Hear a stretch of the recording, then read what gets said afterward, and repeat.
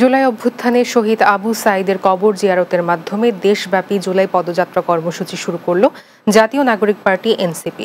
মঙ্গলবার সকালে রংপুরের পীরগঞ্জে আবু সাঈদের কবরের পাশে দাঁড়িয়ে নেতারা বলেন, জুলাই আন্দোলন কেবল সরকার পতনের আন্দোলন ছিল না, এটি ছিল নতুন বন্দোবস্ত প্রতিষ্ঠার আন্দোলন। রংপুরের পীরগঞ্জ প্রতিনিধি খন্দকার এহতেশাম হাবিব ইমরানের প্রতিবেদন, জানাচ্ছেন সুরাইয়া সীমা। জুলাই অভ্যুত্থানের বর্ষপূর্তি উপলক্ষে জুলাই মাসের প্রথম দিন মঙ্গলবার সকালে শহীদ আবু সাঈদের কবর জিয়ারত করতে রংপুরের পীরগঞ্জ জাফরপাড়া গ্রামে যান জাতীয় নাগরিক পার্টি এনসিপির কেন্দ্রীয় নেতারা। এ সময় তারা শহীদ আবু সাঈদের পরিবারের সঙ্গে কথা বলেন।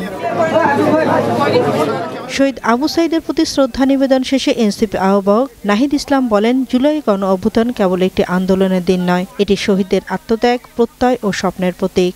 একটি দল পরিবর্তন বা ক্ষমতার হস্তান্তরের জন্যই গণ অভ্যুত্থান ঘটেনি।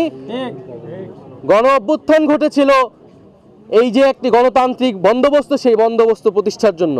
আজকে 1 জুলাই আনুষ্ঠানিকভাবে আমরা আমাদের কর্মসূচি শুরু করছি এবং এই 1 জুলাই এই গণ অভ্যুত্থানে যারা অংশগ্রহণ করেছিল আমি আবারও তাদেরকে স্মরণ করছি।